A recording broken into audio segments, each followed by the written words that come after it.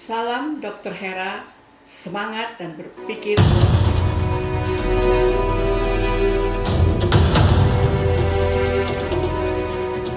Seksi batu manikan di berjoget sama di kotam dia menyanyi sebab mengkar jula-jula, sebab mengkar jula-jula. Seksi batu manikan di berjoget sama di kotam dia menyanyi sebab mengkar jula-jula, sebab mengkar jula-jula.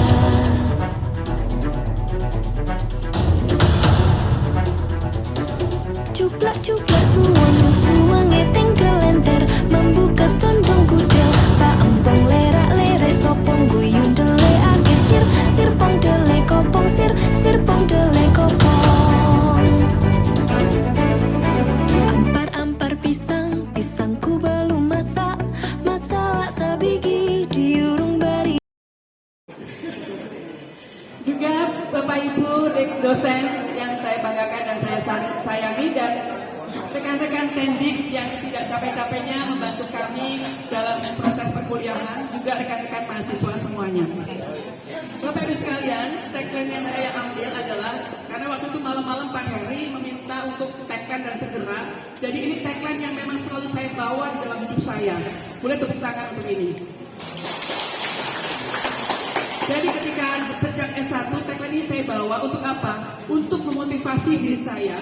Karena ternyata keberhasilan itu harus dibangun dari passion yang kita miliki, kreativitas yang kita miliki, dan kemudian inovasi yang kita miliki.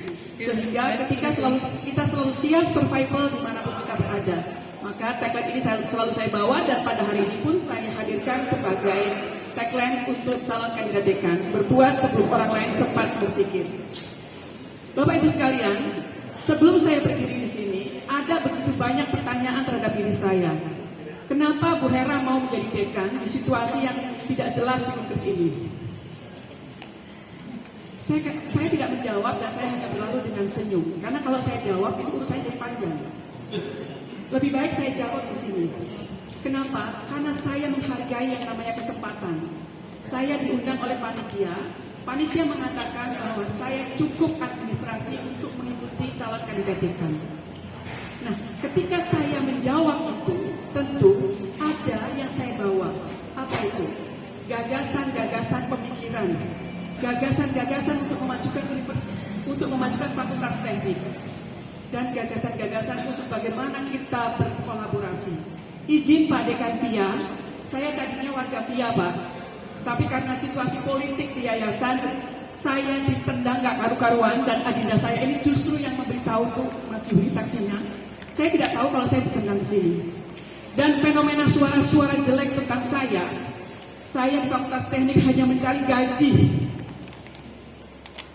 Itu terdengar di telinga saya. Tapi saya bisa membuktikan di bawah pimpinan Pak Irwan dan juga Pak Dekan, saya termasuk menjadi dosen favorit di Fakultas Teknik. Kemudian di Fakultas Magister Ilmu Teknik, Pak Kaprodi dan Sekprodi dan juga senior beberapa yang ada di Fakultas Magister cukup percaya kepada saya untuk selalu dilibatkan dalam setiap kegiatan, ya Bapak ya. Begitu. Baik Bapak Ibu sekalian, saya lanjutkan.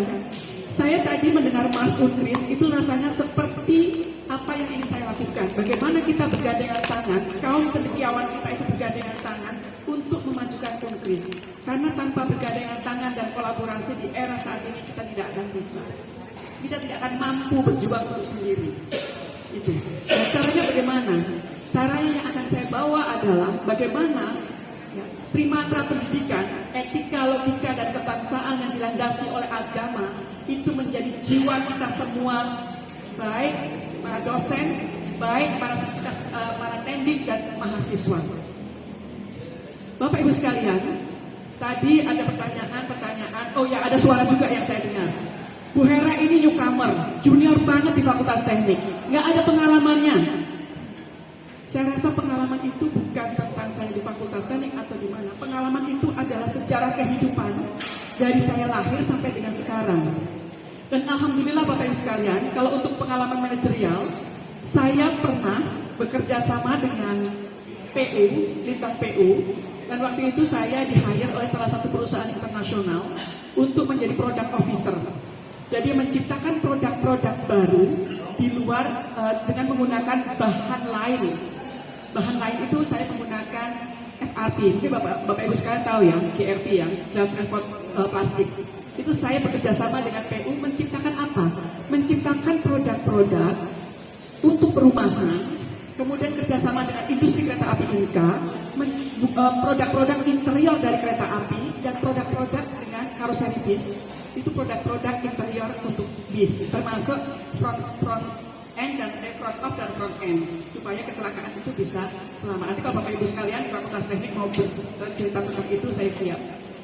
Itu yang pertama. Kemudian itu di perusahaan internasional dan sempat dikirim ke Bangkok untuk international conference dengan negara-negara seluruh dunia pada waktu itu di sana. Kemudian pernah 10 tahun memegang perusahaan, di mana perusahaan ini memang kami sebagai supporting untuk cipta karya Bapak, khususnya untuk produk-produk panel-panel rumah, kemudian septic tank, kemudian pengelola limbah air bersih dan air kotor. Kami juga bekerja sama dengan perusahaan-perusahaan oil and gas, meskipun oil and gas itu rata-rata pakai carbon steel, tapi fiberglass menjadi 5% dari produk di sana. Saya pernah kerja di Chevron dan saya juga pernah kerja di Bontang, kurang lebihnya seperti itu. Nah, kemudian saat ini saya aktif di beberapa kegiatan di Yayasan Sunan Nusantara Bakti itu sudah 15 tahun. Konteksnya adalah bagaimana kita menjadikan Pancasila itu sebagai nilai-nilai keindonesiaan di dalam hidup kita. Kemudian ini kami bekerjasama dengan Majelis Guru Besar ITB dan juga UI pada waktu itu, dan sampai sekarang saya masih ada di situ. Kemudian di Aliansi Kebangsaan, dan yang terakhir ini saya masuk sebagai salah satu pendiri Yayasan Dana Dharma Pancasila yang memberikan hibah kepada mahasiswa S1, S2, dan S3. Dana Dharma Pancasila ini adalah kelanjutan dari kegiatan-kegiatan kami di Aliansi Kebangsaan yang menghendaki, yang menginginkan adanya Pancasila sebagai working ideologi. Dan saya juga aktif di LSM, itu di Forum Komunikasi Putra Putri Purnawirawan TNI dan Putra Putri TNI dan Putra Putri Polri. Itu saat ini saya menduduki sebagai Ketua Bidang Pendidikan dan Sosial Budaya. Nah, ini baju yang saya pakai salah satunya sudah pernah saya bawa ke Cina karena pada waktu itu saya dikirim oleh Kemenpora untuk pertukaran pemuda ASEAN ke Cina. Setelah itu saya dikirim lagi ke Jepang untuk membawa para pelajar untuk studi banding ke sana. Ya, ini pengalaman saya. Jadi kalau ditanya tentang leadership, barangkali itu bisa menjadi satu pengalaman yang mungkin bisa dipertimbangkan karena tatarannya adalah kepada manajerial. Nah, di UNKRI sendiri, Bapak Ibu sekalian, sesungguhnya saya tidak punya ambisi apapun karena rumah saya dekat. Saya sudah tidak punya keinginan apapun. Saya ngelamar, saya diterima, dan saya ada di VIA pada waktu itu. Tapi kemudian saya masuk tuh Februari, November itu saya dipanggil oleh Pak Rektor dan Pak Ketua Yayasan pada waktu itu. Mereka sedikit memaksa karena saya dipanggil sampai 2 kali untuk saya bisa membantu memajukan UNKRIS. Dan salah satunya diciptakanlah lembaga LPKK. Di perguruan tinggi lain nggak ada. LPKK passionnya adalah kepada apa? Kreativitas, karakter, dan kebangsaan. Kalau Bapak dan Ibu sekalian perhatikan, begitu banyak mahasiswa-mahasiswa kita bisa lolos hibah, apakah itu di Kominfo ataukah itu di Kemenpora. Salah satunya adalah program yang memang saya tangani di LPKK. Itu. Dan yang terakhir saat ini Bapak Ibu sekalian, makanya kemarin saya minta sama panitia mohon jadwal yang betul karena kebetulan saya sudah mendapatkan SK dari Kementerian Pemuda dan Olahraga untuk keliling kepada perguruan tinggi untuk melakukan training of trainers kepada mereka. Konteksnya adalah membangun kewirausahaan dengan mindset yang sama. Itu, dan SK-nya ada. Kalau misalnya butuh diperlukan nanti saya sampaikan. Kemarin sudah saya kasihkan di grup. Seperti itu. Jadi training of trainer untuk dosen-dosennya. Dari itu semua Bapak dan Ibu sekalian, ada visi yang ingin saya bangun di Fakultas Teknik. Jadi atau tidak jadi, ini juga sebagai masukan nanti. Jadi yang pertama adalah, visinya adalah menjadikan Fakultas Teknik berwawasan global. Sudah, ini sebuah keniscayaan. Mau tidak mau kita harus. Kemudian yang kedua, melalui apa? Melalui riset, inovasi, kolaborasi, berkarakter dan mampu bersaing dalam dunia kerja, mampu menciptakan wirausaha melalui kewirausahaan.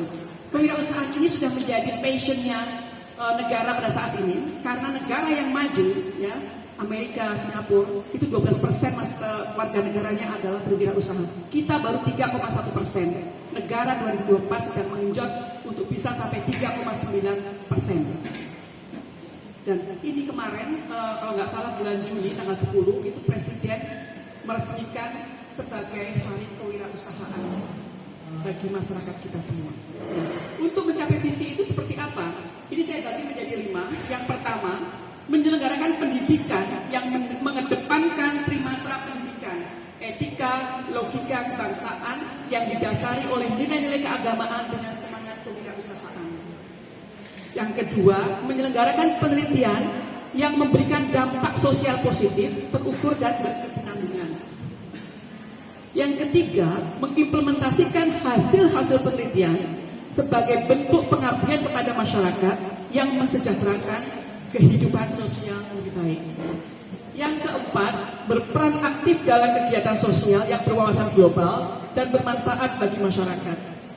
Yang kelima, membangun kolaborasi dalam pelaksanaan program pendidikan, penelitian, dan pengabdian. Nah, visi misi tadi kemudian saya jadikan menjadi lebih dalam lagi, tujuan Fakultas Teknik. Tujuannya ada 6 yang saya coba rancang. Yang pertama, menghasilkan lulusan berdaya saing dan berdaya sanding global dengan kemampuan kreatif, inovatif teknologi, kekuatan sosial, dan kewirausahaan sesuai dengan perkembangan dunia industri. Yang kedua, menciptakan budaya penelitian multidisiplin dengan fokus pada kebutuhan sosial.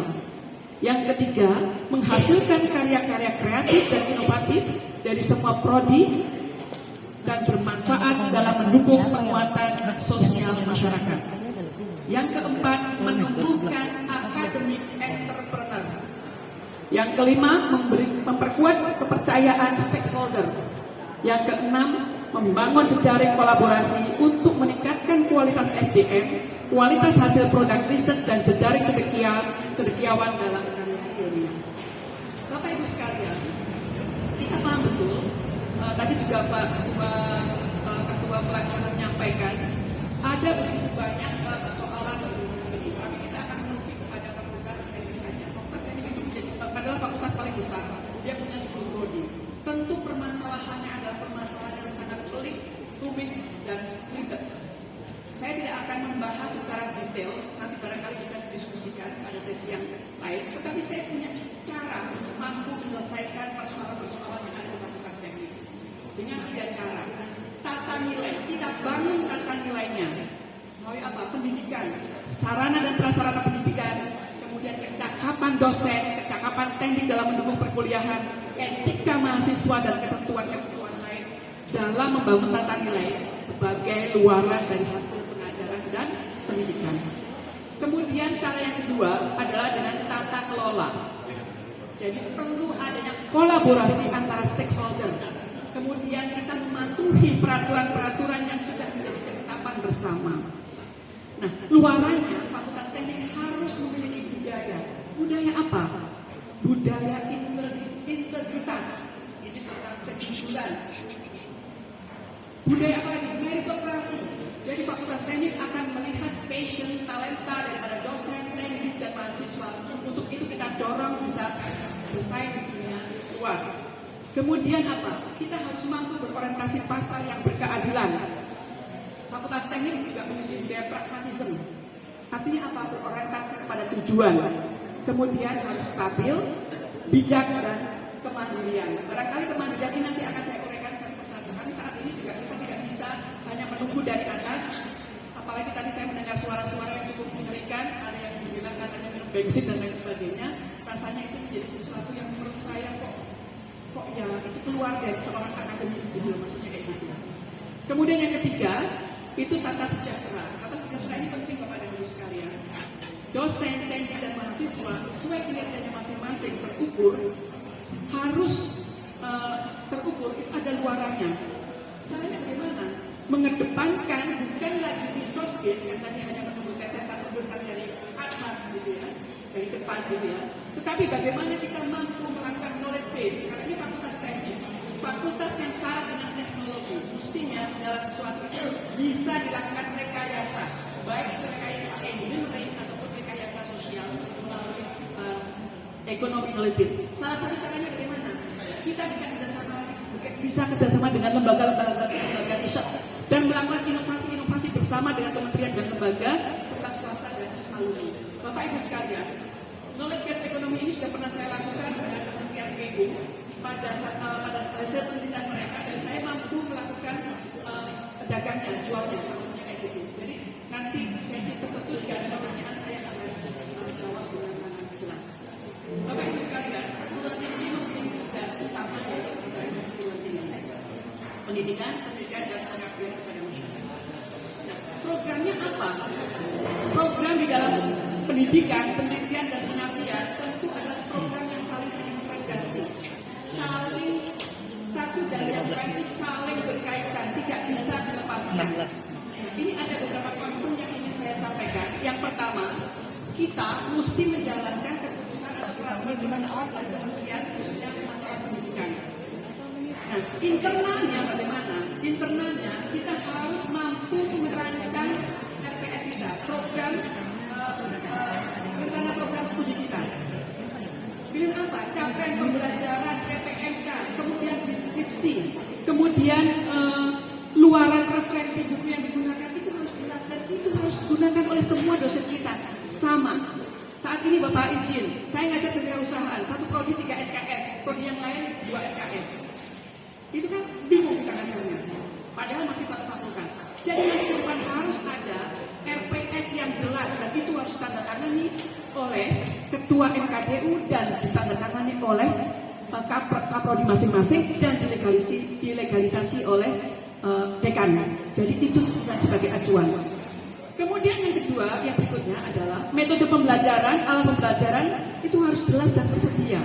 Metode pembelajaran juga saat ini karena eranya udah era digitalisasi, kita juga harus mampu mengembangkan era tersebut.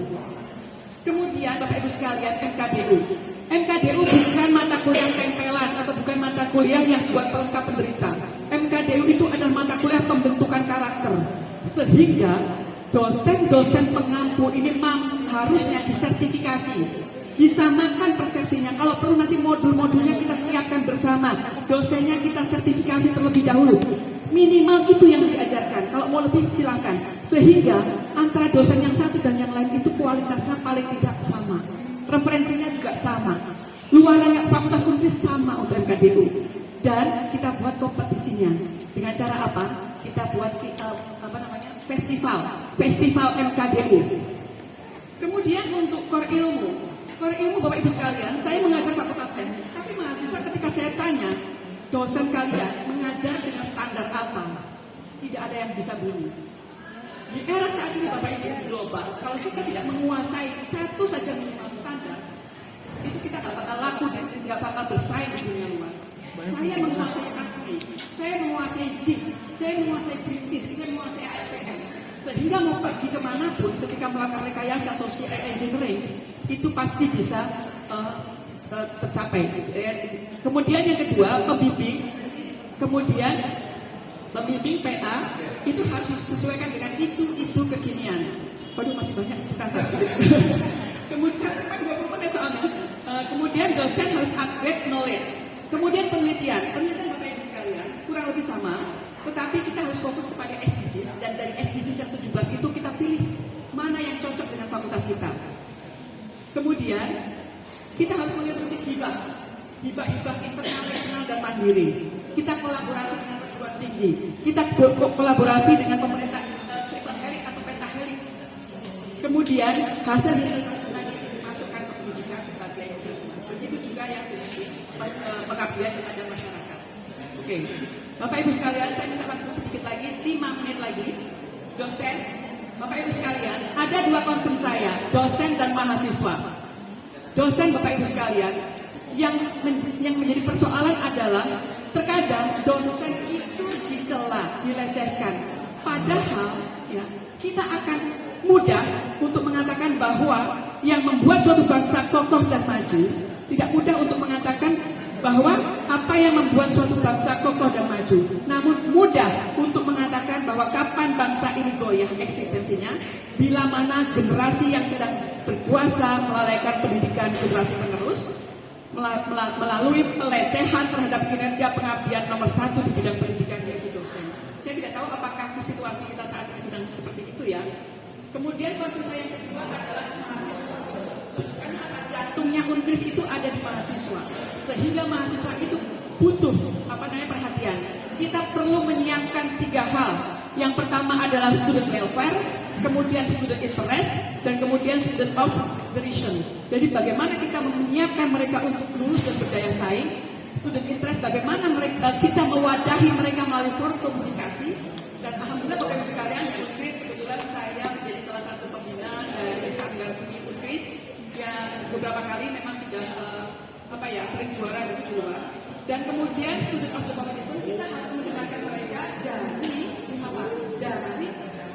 mimbar-mimbar ilmiah, kritik-kritik mereka terhadap kita. Karena itu bagian yang harus kita dengarkan. Baik Bapak Ibu sekalian, sebenarnya saya masih ada banyak ya, termasuk bagaimana membina mahasiswa. Karena ini artinya dari 20 menit, saya udah ikutin 20 menit pas, tapi jadi berkurang nih. Jadi bagaimana membina mahasiswa, itu kita akan ada 4, yaitu olah hati, olah pikir, olah rasa, dan olah raga. Kemudian saya juga sudah membuat kerangka bagaimana program itu nanti dijalankan. Ini dengan saya ambil dari konsepnya Bonseong, jadi pakai Denying Practice Government. Bagaimana seorang leader mampu melakukan thinking across untuk membuat adaptive management. Baik Bapak Ibu sekalian, ini karena waktunya sudah habis. Untuk mengakhiri sesi paparan saya akan sampaikan satu hal yang barangkali ini akan memantik hati Bapak Ibu sekalian dan kita semua. Tidak ada kekayaan seperti pengetahuan. Tidak ada kemiskinan seperti ketidaktahuan. Pendidikan adalah kehidupan. Karena dengannya hidup akan lebih bermakna. Terima kasih. Wassalamualaikum warahmatullahi wabarakatuh. Waalaikumsalam.